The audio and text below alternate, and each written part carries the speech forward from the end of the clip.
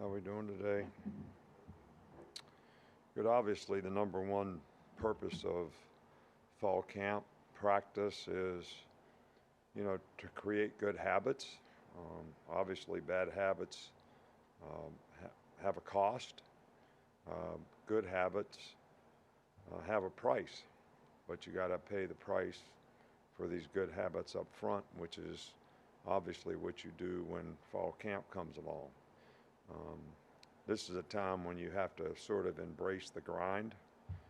We've got some players who've been blessed with talent, um, but it only comes to fruition if you can embrace the grind, and you can't view the circumstances as an obstacle, but an opportunity to focus in difficult circumstances and difficult situations so that this will be an advantage to you to be able to sustain, in the future. I think the acclimation process that we go through right now for players is probably a real positive, for the players.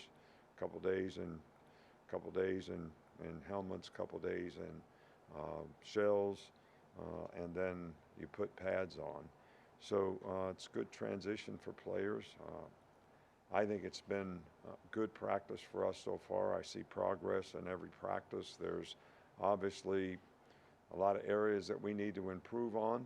There's individual players who have new opportunities to contribute to the team in various ways, and we want them to develop the kind of habits that are going to allow them to play winning football on a consistent basis so they can get the results, that they'd like to get. So pleased with the staff, the new leadership, whether it's Kevin Steele or Tommy on offense.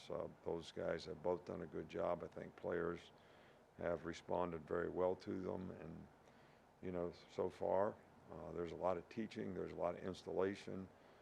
This is the most condensed period probably of how much do we throw at players to learn in a short period of time as any time during the season, but this also gives them the foundation that they need to make the adaptations and adjustments that they need to make throughout the season. So, and so far the attitude has been good and the players have been good, and we just want to be able to sustain that, which I think is the biggest challenge in fall camp. Can you tell us a little bit about the speakers you've got lined up for the players this camp?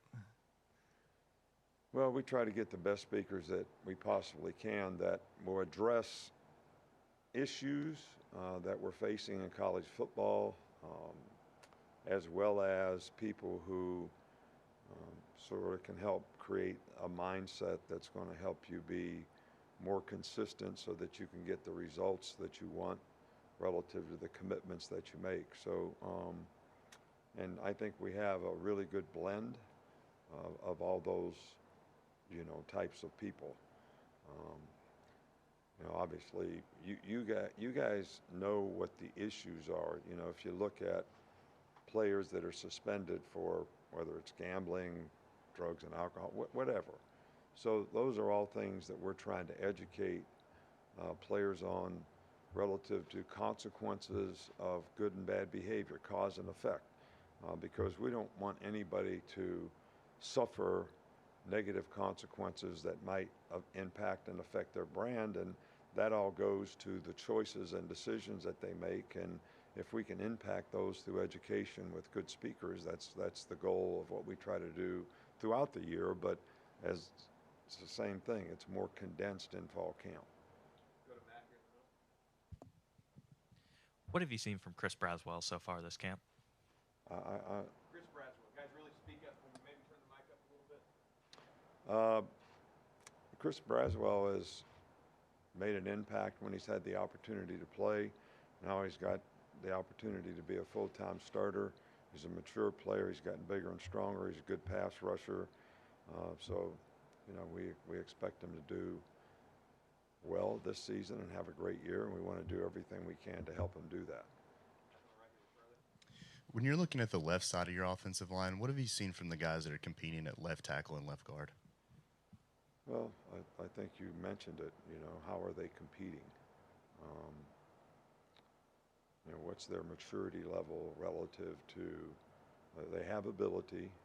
how can they sustain the grind of not making mental errors, staying focused on the things that they need to do to improve, whether it's fundamental technique or knowledge of assignment. And that's what we want to continue to focus on. I think both those guys have ability. Come in the middle with Katie. What does it say about the competitiveness of the guys in the quarterback room that you already had, that when you brought a transfer in the spring, that they all decided to stay and compete for the job? Well, I think they all have an opportunity to compete for the job. But, you know, this job that you all talk about at quarterback, you know, I've told our quarterbacks, you know, this is not, fall camp is not the beginning of the end. You know, you got an opportunity to separate yourself, to show that you can play with consistency and play winning football at the position. But that competition goes on and on and on, and we need all of the quarterbacks to continue to improve and to continue to compete even far beyond the time that we name a starter. I mean, we've had circumstances around here where quarterbacks have changed during the course of the year. You know what they are. You understand the history of what's happened at this place, and so that's going to be the way this situation is. Somebody needs to separate themselves, and then I want all the players to continue to compete so that they can improve. So if they do get an opportunity to play, they're going to be ready to play and play well. So how have you seen Devontae Smith develop the last couple of years at safety? This mic is. He's asking about Devontae Smith, the safety of his development. Can we turn it up a little bit back there? You know, Devontae is really a good athlete. He's a hard worker. He's gotten bigger and stronger. He's got really good speed. He's been a very good special teams player for us in the past. I think his knowledge and experience is starting to sort of come to fruition in the secondary. You know, he's very conscientious and not making the mental errors that have been a little bit of a Achilles heel in the past. So we're very pleased with the progress that he's making. Stay over here with Nick Kelly. How would you assess the receivers so far early in fall camp? I don't know.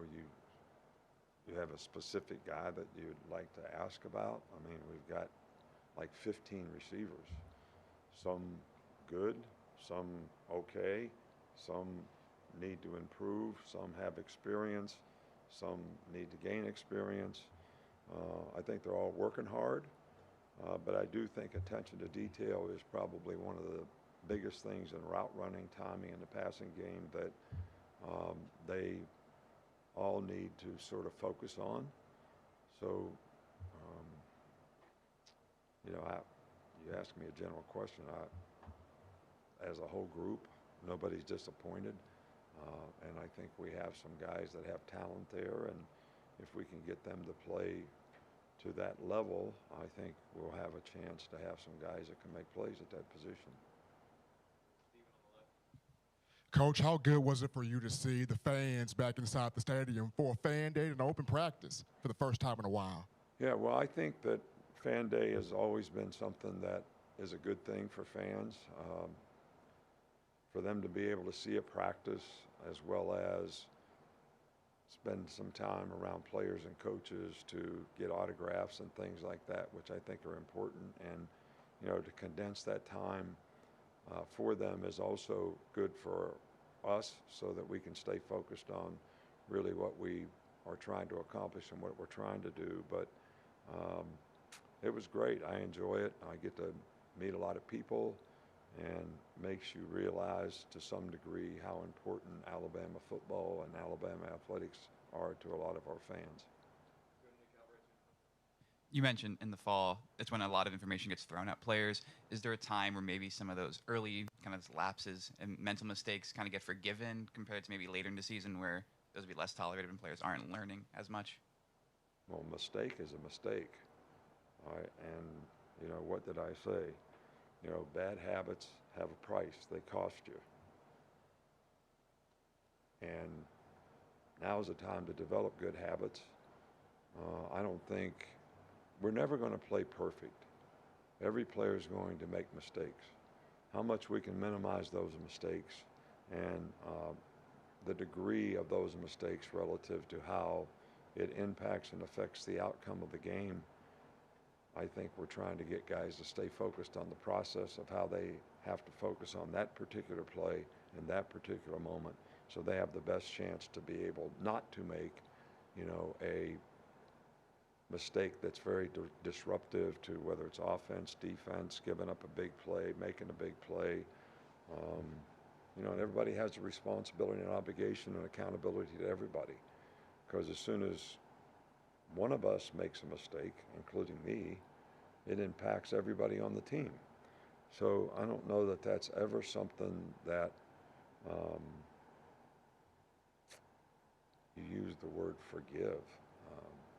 You try to learn from those mistakes so that you can improve in the future. So they're all opportunities, teaching experience, teaching moments, whatever you want to call them, because you never want to give up a failing. So you never want to tolerate mistakes, but you also want to learn from the ones that you make. Okay, we'll go to Tony next, but raise your hand if I haven't got to you. You mentioned there, sorry. You mentioned there being 4 really good running backs in the unit. Is there a challenge of getting them all opportunities during this time? Spreading the ball around. Well, I think everybody has to sort of show how they could be used in a positive way.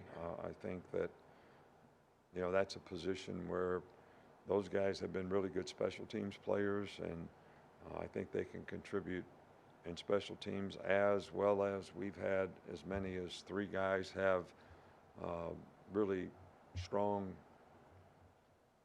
sort of input into how they've been able to impact the team at one time. And I think that's a position we can do it. Hopefully we'll be able to stay healthy at that position, but there's a competition, and the best guys are going to get the most opportunities, and I think those guys can all contribute in a positive way to our team.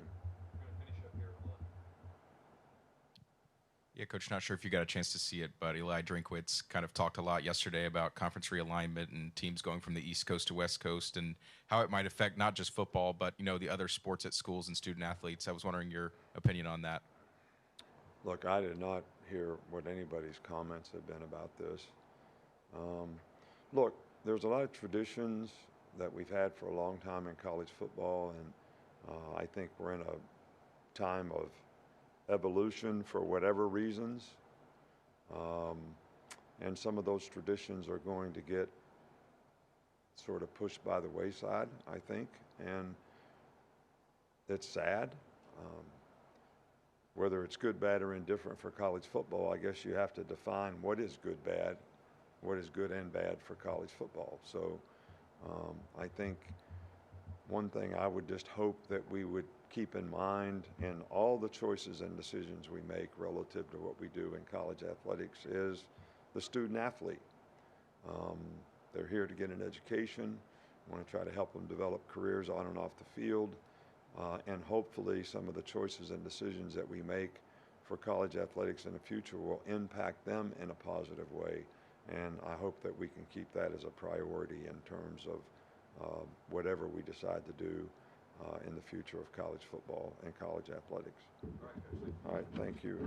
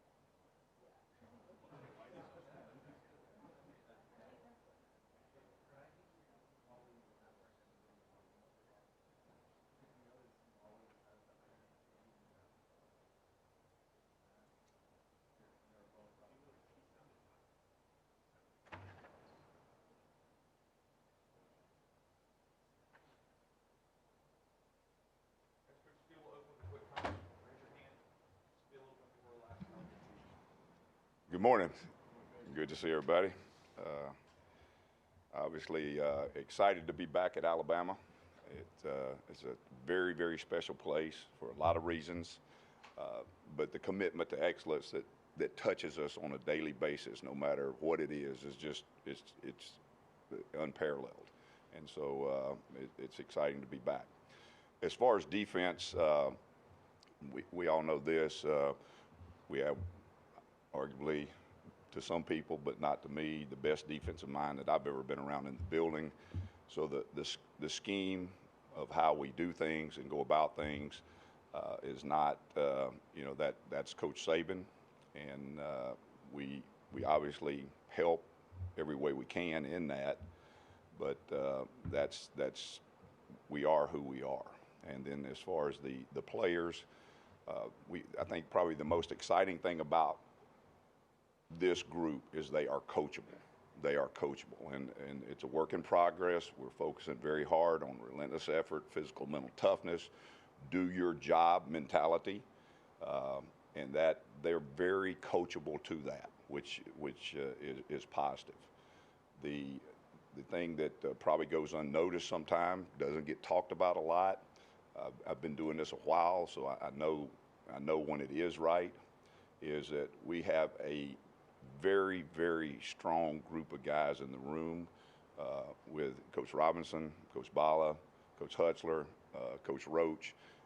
Those guys are outstanding football coaches. They're very smart, and that's a huge, huge benefit. And then we have unity in there. We get along. The room is very positive in that aspect. So it's very positive. So you put those two things together, you go to work and apply the process that Coach has in place, and then good things can happen. Hey, Coach. A lot of the players this offseason have talked about you and bringing back that Alabama standard. Just to you, what does that mean? Excuse me now, bringing back what? The Alabama standard to the defense. Well, that's kind of a loaded question in some regards, in that this process is built, and it started in 07. I was here. So it hasn't gone anywhere. It really hasn't. Obviously, offensive football has changed. It's harder on defense right now at this present time than maybe it's been in a long, long time. But the process is the process, and that's the things I talked about earlier in terms of physical and mental toughness, relentless effort, dominate your opponent, and do your job. It's simple principles. Obviously, schematically, we have a defense that can put pressure on offense. I mean, it's built that way. We have a lot of moving parts in that regard, and it's just knowing your job and doing your job. Yes, Coach. You've been here before, and so obviously you were very familiar with of this. I'm curious about if, when Coach Saban brought you back, if he had something like he had with Lane Kiffin, where he said, we've got to do something to change whatever's going on. And I wonder if he had any directive like that, a specific directive to you when you came back. Well, obviously, part of that question is a question for the head coach, why he did what he did. But Coach always has directives for whatever's going on in this building, any point in time. So yes, this is what I want. This is how I want it. Was it different than what it was before I got here? I don't know. I wasn't here. It wasn't any different than it was the other two times I was here.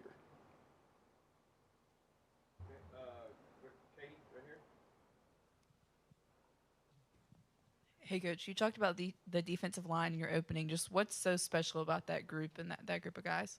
Well, right now, we're early in fall practice, but they've worked really hard in the summer as a defensive line group. We've got talent there. They're very coachable. And we've got some guys that are developing leadership in the room. That's a work in progress, but we have the talent. We've just got to work the process.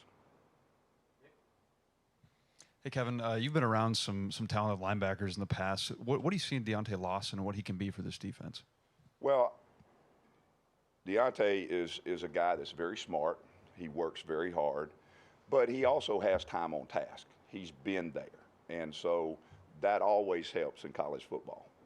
There is a difference in an 18-year-old and a 21-year-old in terms, and particularly if you've done the task over and over and over. So he has a lot of snaps under his belt. He knows the expectation. He knows the process, and he's very smart. He's relentless in his approach to working toward improving himself and the defense.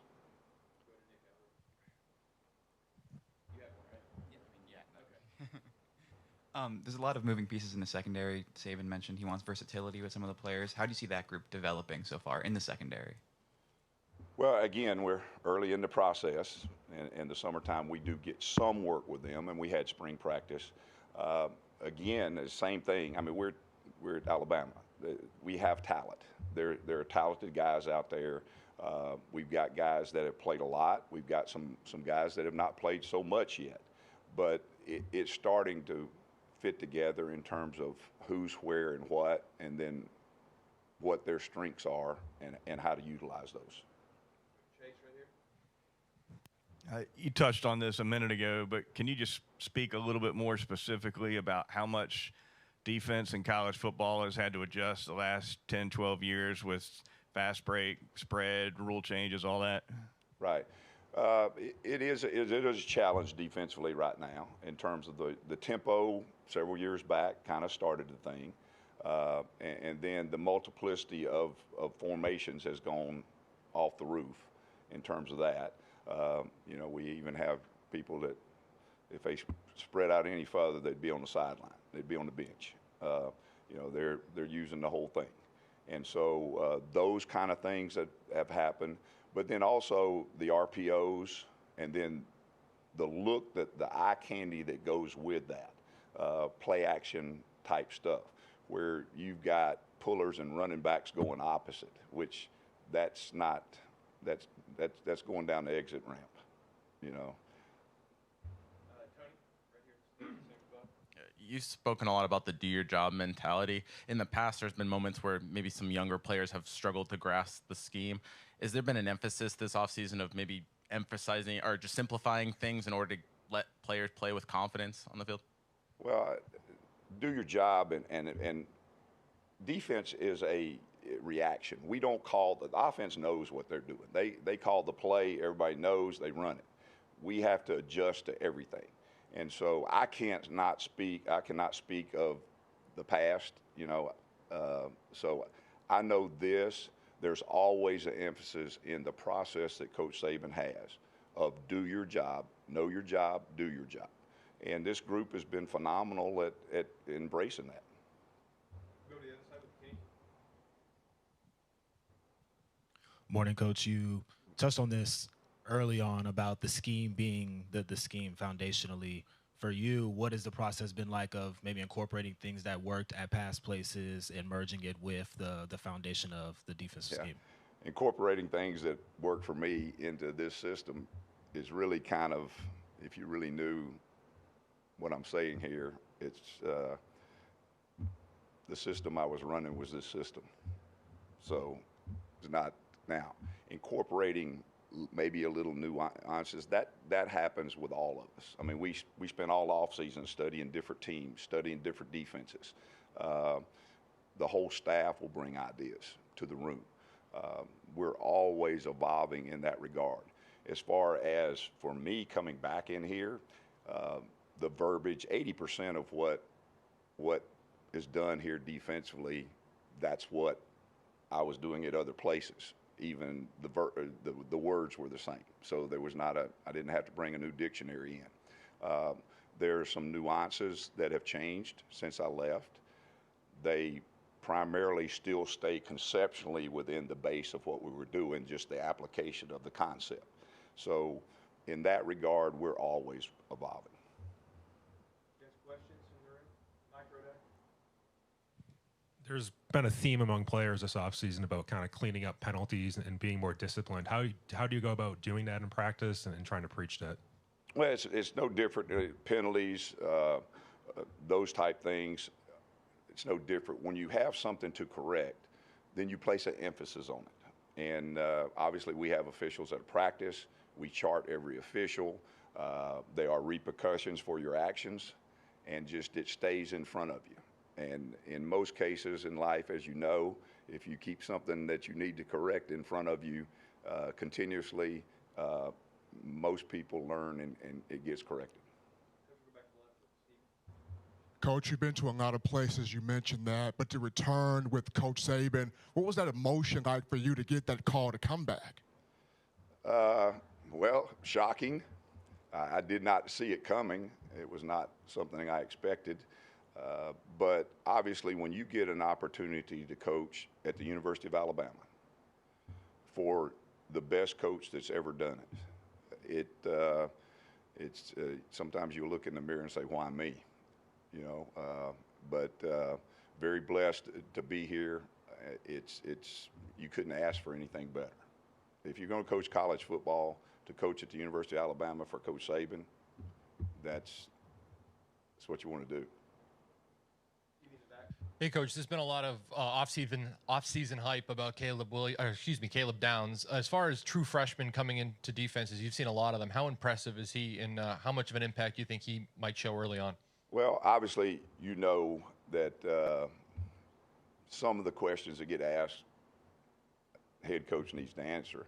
But as a collective group, it's Alabama. We have talented freshmen, and they are working very hard.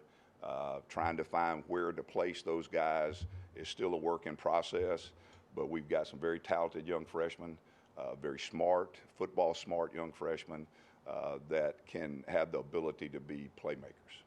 After a few more, we'll go back with Gary. Coach Steele, specifically on the defensive line, a kid that's been around here for a while, local kid from Pickens County, Jamarian Latham. Right. What does he bring? I know he's very athletic, maybe a little undersized, but what does he bring, and what's his potential to impact that defensive front this year? Well, he's an extremely hard worker, extremely hard worker. It just doesn't get any too tough for him. He's mentally tough. He's physically very competitive, just relentless in his work ethic. Got Matt, and then Katie will be done. Kevin, what have you seen from Chris Braswell since you got here? Very, very talented, smart football player, has a ability to rush the passer, you know, to get on the quarterback, and he's really, you know, when you look at him and watch him, you may not think about it, but he has a physicality about him. You mentioned unity among the defensive coaches, but you've been around this program before, but on the other side of the ball, Tommy Rees, the new coordinator coming in, what's it kind of like? I don't know how much you work with him since y'all are on other sides, but maybe working alongside a younger coach and kind of what it's been like having him be around the players. Well, it's kind of Tommy was unique for me because I knew his dad before Tommy was born, and he is a extremely bright football coach, but he has I kid him about this, Notre Dame quarterback from Chicago. He's very tough. He's got a defensive mentality. I don't know if he'd appreciate me saying that about it, but he's a very tough football coach, and very, very smart. But he's the same every day. That's the best part about Tommy. He's the same every day. He's got ice water in his veins. Okay, Coach. Appreciate your time. Thank you. Appreciate it.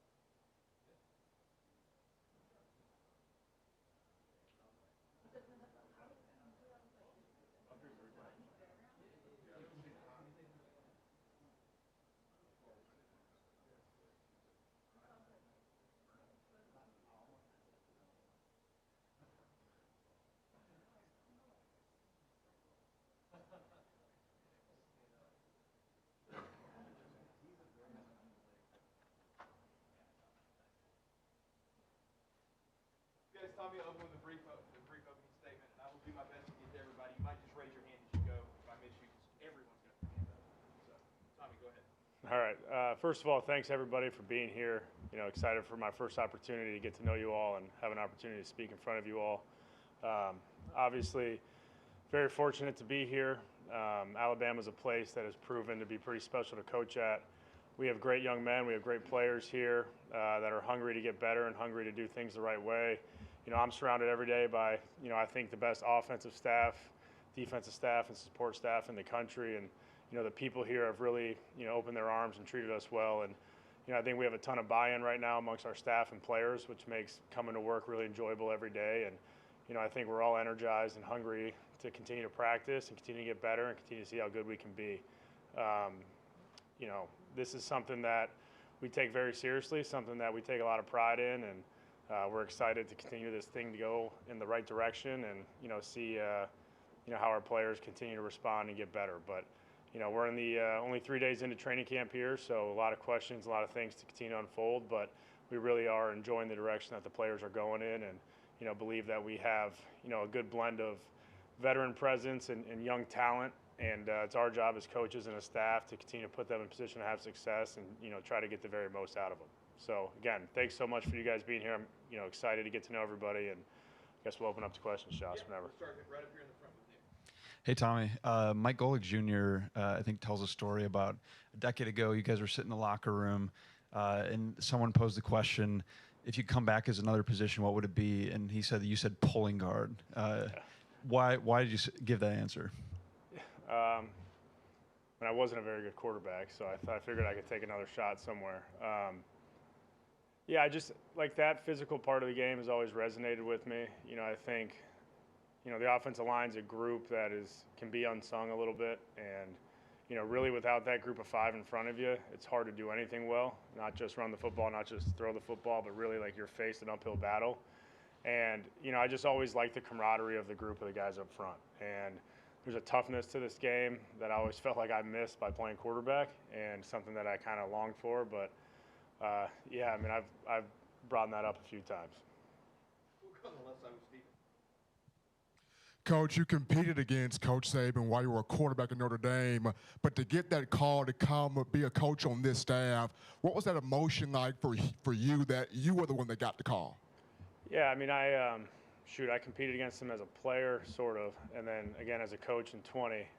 So obviously, I've faced two great teams in this program's history, and really preparing for those games, you could see and feel just the intensity at which Alabama prepared in. The call is something that, to be honest with you, a little, surreal, but at the end of the day, this is my profession. This is something that, I want to be doing for a long time. And, I wanted to make sure that if the opportunity to interview did present itself after the call, that it was something I was prepared for.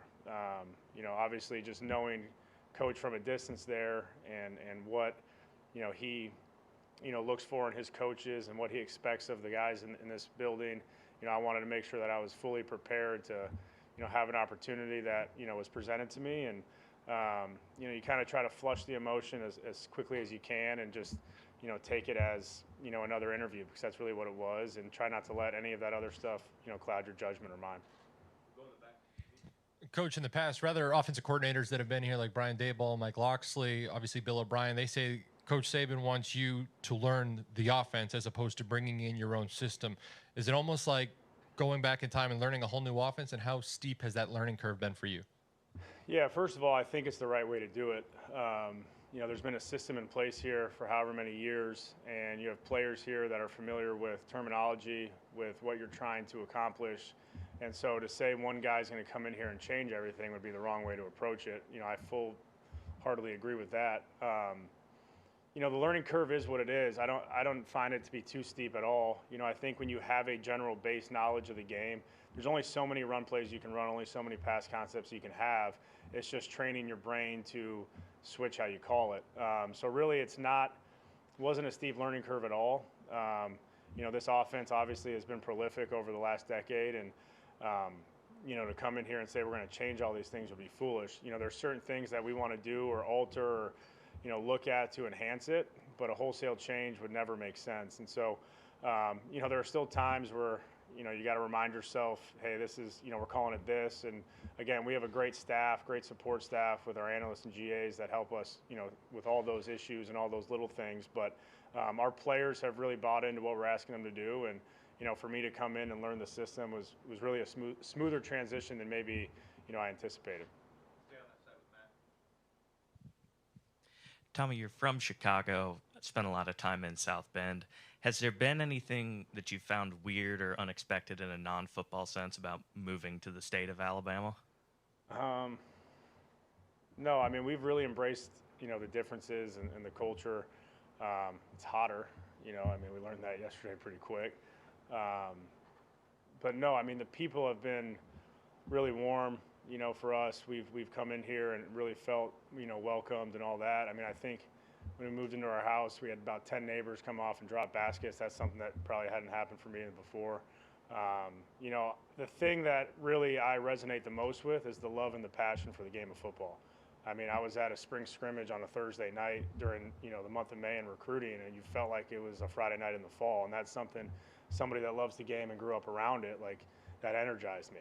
And you feel the passion and the support of the people and the fans, for this game and for this program, and at the high school level. It's really cool to be a part of. And so, we fully embraced it. We've, loved being here and really are enjoying it. Tyler Buckner is a guy you obviously knew at Notre Dame. Just kind of what was the process of him coming here? How active were you in wanting him to come to Alabama? Yeah, I mean, look, when he went into the portal and, we looked at an opportunity to add competition to the room.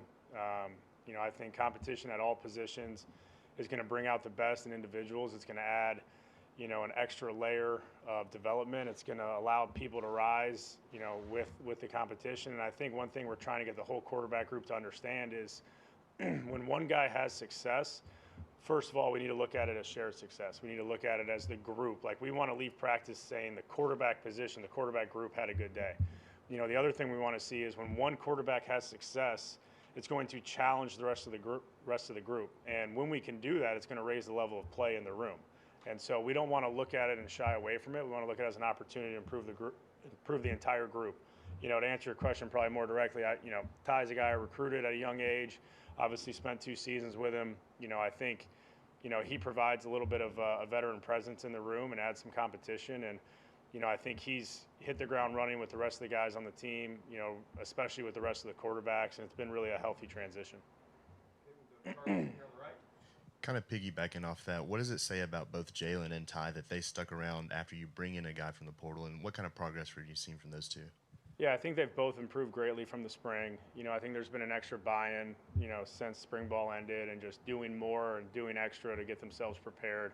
I think it shows, first of all, a great amount of character, a great amount of competitiveness for those two guys, but it also shows a love for their teammates and a love for being here. And honestly, it speaks volumes about the program that guys want to stay here. And so I think it's really special that, in this age of college football, especially at the quarterback position when guys are so eager to leave, that two guys looked at an opportunity to stay here, to care about their teammates, to continue to improve. And, ultimately we're trying to build as healthy of a room as we can. And they understood that competition can bring out the best in them. And, they've been great, the entire process, throughout. And, I don't expect that to change. You've been pretty open about your love for physical and running style of football. What do you see from the backfield you have, and do you think that could be something that you can really lean on this fall?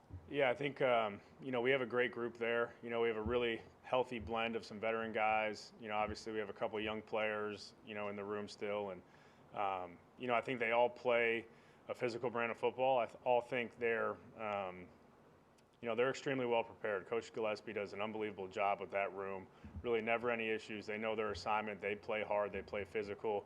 And we have a great blend of guys that can do kind of little bit different things coming out of the backfield in the pass game, running between the tackles. So we're a little bit spoiled at that position, if I'm being honest with you. We're very talented there. And, I'm excited to see how the pieces fall together and excited to see how we can enhance some of those guys' roles moving forward. Coach, you opened up and talked about learning the Alabama offense, but the Notre Dame offense that you've been running over the last couple of years does look a little bit different than what Alabama has run. How much freedom do you feel to implement the wrinkles or implement the style that you want to that you've been used to running at Notre Dame? Yeah, I think, philosophically, we always start with how can we win with people? How can we win with the people that we have, and how can we put them in position to be successful? So any wrinkle is really personnel driven. Like, these guys do these things well, or we're built to do this. That's what we want to focus on, and then, we continue to bring the other parts along. So I do think, there's the freedom there to say, hey, we can do these 3 things well, that we can implement into the offense and enhance it. I do think, we're probably going to look different than we did when I was elsewhere, because our personnel is different. There's different strengths. There's different, areas that we can take advantage of. So again, we don't have, a system, or I don't have a system that says, hey, you have to fit into these squares. It's more about how can I fit what you do and what you do really well into enhancing our offense. And again, our mantra is win with people, and, we're going to find ways to allow our players to be in positions to have great success. Hey, Coach, repping 3 quarterbacks, I know there's 5 out there, but when you're looking at 3 guys for the competition, how hard is that when you're having to split it in thirds rather than in 50% or in the challenges? Yeah, I mean, there are some challenges. We practice in a way that there are, plenty of opportunities and reps for all those guys to get. I think the thing I'm fortunate for is our quarterbacks understand it, and they, don't have any egos, and they're, we're trying to tell them, hey, when you're in there, you're the guy, and we want you to own those opportunities, own those reps. And so they've bought into that. They've been supportive of one another. Eli and Dylan are still getting plenty of reps. We're really repping 5 guys right now, which is, probably really rare. You go across the country, probably nowhere in the country is repping 5 guys. But the way we practice, the way we give our guys opportunities, it allows for that to happen. And our players have bought into it. And, we have had opportunities to give them, longer chunks of plays to get them into a rhythm. Sometimes it's a little choppier, but, we want to make sure that, we're mixing up how we're rotating. We're mixing up the different periods that guys get so that they're exposed to different situational football. And, again, our players have made it easy for me because they've been receptive to it, and they just want to make the most of every opportunity they've had. Stay right there with Kenny. Morning, Coach. What are your impressions of how the tight end room has continued to develop since spring practice, and what is the potential for that group? Yeah, I think Coach Cox, he's done an unbelievable job of, getting that room to continually steadily improve. I think we have more than enough talent in that room. I think we have a lot of different body types in that room, which allows us to kind of mix and match the personnel and use them in some different roles. But it's a room that's deep, it's a room that's talented, and it's a room that's steadily improving. I think, again, you bring in CJ, who's a veteran, played a lot of football. You have some guys that were on the roster a year ago that didn't play a ton, but you're, hoping that they continue to progress. And I think they've done that. I think, again, like I said, the room looks different top to bottom. Like, everybody has different strengths and things that they do really well. And so our job as a staff is to make sure that we can personnel things the right way to get the right people in the right spots. Just kind of touched on it, but your approach to tight ends at Notre Dame compared to what you might have here personnel-wise, and then also what you might have at wide receiver, and kind of deciding what personnel to put on the field. Yeah, I think obviously that's a week-to-week decision a little bit with how we're trying to attack a team and what the theme of that, game plan would be. Again, I think our tight ends are plenty talented enough here right now to feature them in some things, but again, we have a deep receiver room that's talented as well. So that blend of, how can we be, still a physical brand of football with the personnel we have on the field, but also understand that, we have some wideouts that can really break games open. And so, again, as a staff, the blend of personnel and the way we use it and the way we can keep a defense off balance by looking different play to play is something that, we want to have, at our disposal. And so, I think we have tight ends that can do a lot of different things for us. We have plenty of wideouts that can go make plays and put them in position to be successful. And, we were fortunate at Notre Dame to have good tight ends, but I don't really see it any different, with the group we have here. How do you go about building a relationship with a quarterback? Yeah, not different than probably any other relationship that matters, in your life. I think, it has to be built on, you got to relate with people. You got to be honest with them. You got to build trust from an early onset. You got to find something off the field that you can connect with so that, they don't feel like it's always just transactional, right? There needs to be an actual caring relationship there. And so, I think early on, you show them that you care, you show them that you want to build trust, you show them that, you're going to put the expectations, at a high level and hold them to that all the time, and that's what they want. But then you got to have moments too away from the game where you can have a relationship based on, other interests and other things that they're into. I do believe that the relationship between a play caller and the quarterback is as important as anything. And so, they got to be an extension of what we're trying to do as a staff. And, I think the only way you can get there is if there's full trust and it's a two-way street between the play caller and the quarterback. All right, guys. Thanks so much.